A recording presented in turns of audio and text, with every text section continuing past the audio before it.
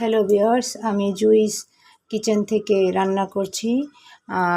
আজকে রান্না করব খাসির মাংস দিয়ে বুটের ডাল। এখন তেল দিচ্ছি। রান্নাটা করছি রাইস কুকারে। এখন দিচ্ছি পেঁয়াজ দিচ্ছি,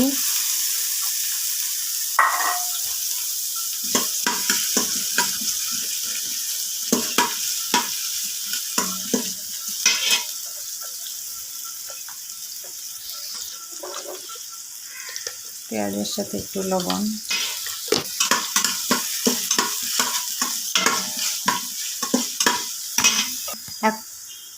এখন আমি সবগুলি মশলা নিয়েছি। গরম মশলা, আদা রসুন একসাথে, হলুদ মরিচ লবণ সব একসাথে কষাবো। দিচ্ছি, একটু কষাবো।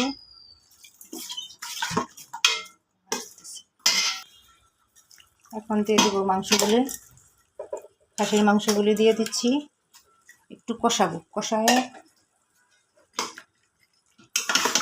মাংসটা যখন একটু কষানো হবে পরে ডালগুলো দেবো। আচ্ছা, ঠিক আছে। মাংস এখন ডেকে দিচ্ছি 10 মিনিটের জন্য। মাংসটা একটু কষানো হচ্ছে, এখন বুটের ডাল দিয়ে দিব। এখন বুটের ডালগুলো দিয়ে দিব।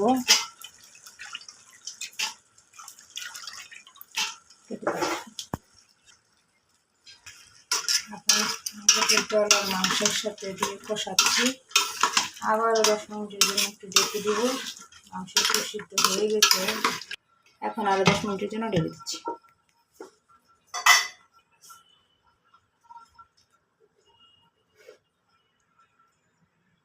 দিচ্ছি, একটু কষাবো।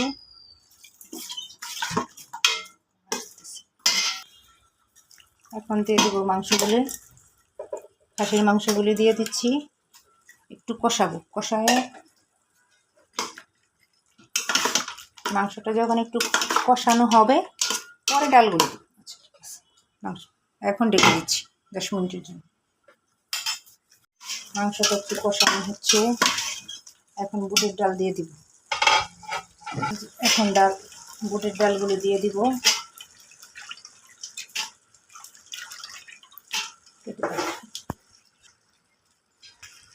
এখন বুটের ডাল আর মাংসের সাথে দিয়ে কষাচ্ছি।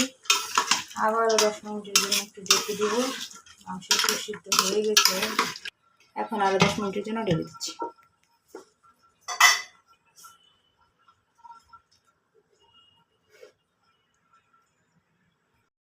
কষানো হওয়ার পরে এখন একটু পানি দিয়ে দিব।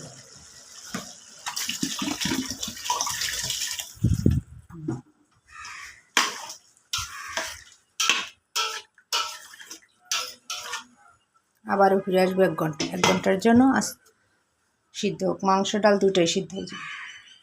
এখন 1 ঘন্টার পরে ডালগুলি সিদ্ধ হয়ে গেছে, ডাল এবং মাংস দুটোই সিদ্ধ হয়ে গেছে। আর আমি গোটা মশলাগুলি আবার তখন গরম মশলা সব মশলা মিলাই দিয়েছিলাম, এখন গোটা মশলা আর কাঁচামরিচ দিছি, আর একটু দিব কি যেন ওই আমার হয়ে গেছে, এখন শেষ। আর ভিডিওটি যদি ভালো লাগে লাইক, কমেন্টস, শেয়ার এবং সাবস্ক্রাইব করবেন। আবার কাটো জানে।